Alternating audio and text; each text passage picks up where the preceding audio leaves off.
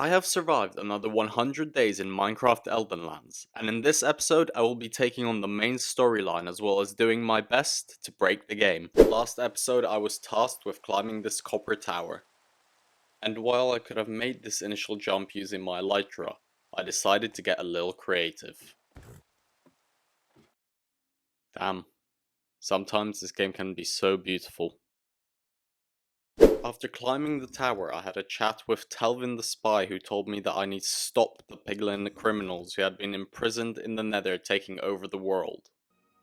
So, looks like Telvin has given us two quests. First, to clear the sewer in Yellowstone. The second, to deliver the head of Mudak to the king in Cobblehelm.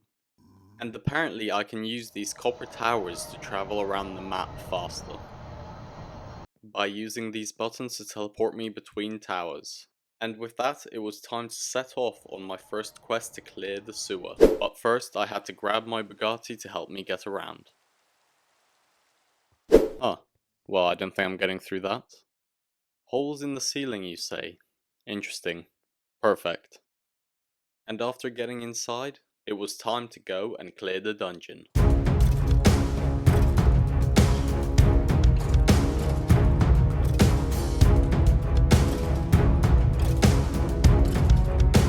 After reaching the end, I found something which seemed a little familiar to another game I had played before a long time ago. And here it was, time to take on my second boss battle. Okay, I'm sure this one will be a lot more difficult than the last one.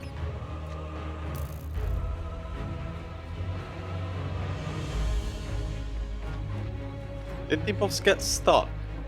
Ow. Yeah, the boss is stuck. Well, I guess this is gonna be another really difficult boss battle. Not only is it stuck in a hole, but it's also stuck in a cobweb. You can't make this up. And after a long and taxing battle, I inevitably emerged victorious.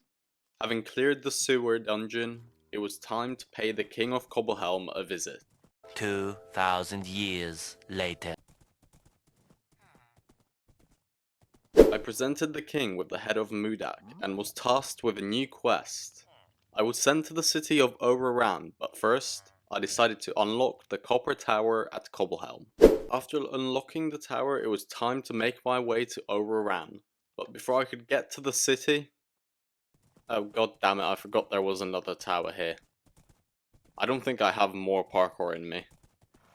So after failing the first jump, I decided to get creative. I climbed the tallest mountain and used my elytra to glide onto the tower. Ow. And just like that, I had avoided the parkour. Point 1 to me. I then made my way to the city to meet up with the spy who told me to find the diary of his friend, who had fled from his village. After searching around for a couple minutes, I found my way through the painting on the wall to the room of the friend, where I retrieved his diary. This diary pointed me to the mines to find out the location of Voran from his best friend. After having a nice chat with Voran's friend, and definitely not threatening him, I had his location and I headed out to speak to him. I spoke with Voran, who told me about a portal in the mines of the Dry Mountains, and his friend, who had fled into the portal. Voran gave me a key to the portal, which meant it was time to go and check it out. Run. Okay, so I've reached the Dry Mountains, and there is another copper tower here, but I refuse to even attempt the parkour. So what I'm going to try to do is climb this mountain and fly onto the tower. Nope, not gonna make it. I refuse to do this parkour. And with that, I headed into the mine to go through the portal. I didn't quite know what to expect, so I just jumped right in.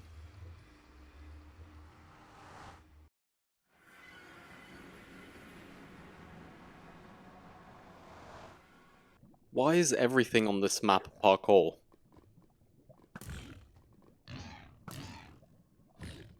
Not gonna lie, I don't think I can make that jump even if I wanted to. I'm gonna have to go get some potions before I can actually do this. So I headed back through the portal to make some fire resistance potions. On the way, I came up with a genius idea to defeat the Copper Tower, but this meant I would also have to defeat the map creators. My idea was to find some paper to make rockets, but after inquiring with the map's creators, I realized that I had an impossible task on my hands. So after making my fire resistance potions, I set out to achieve the impossible. Many months later. Okay, I gotta give it to the map creators. They've done a really good job, but not good enough. I managed to obtain 2 pieces of paper in the form of tavern room keys, which was enough to make 6 rockets and get me to the top of the tower. And at this point I have to admit I was feeling quite smug about myself, which makes this next bit even worse. Okay, now I just have to land on top of the tower.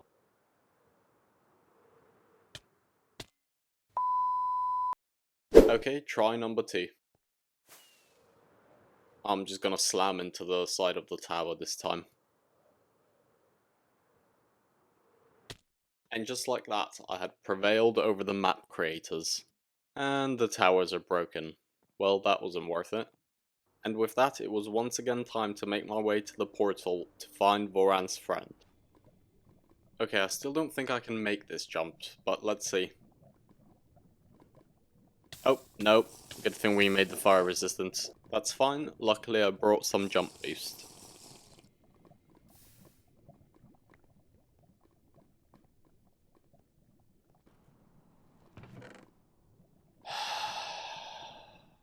I did this entire parkour for an axe that I'm not going to use. God! After doing the totally not useless parkour, it was time to find Voran's friend. Ow, ow, ow. God damn it, let me live. And after running around for a bit and killing a few pigs, I found him.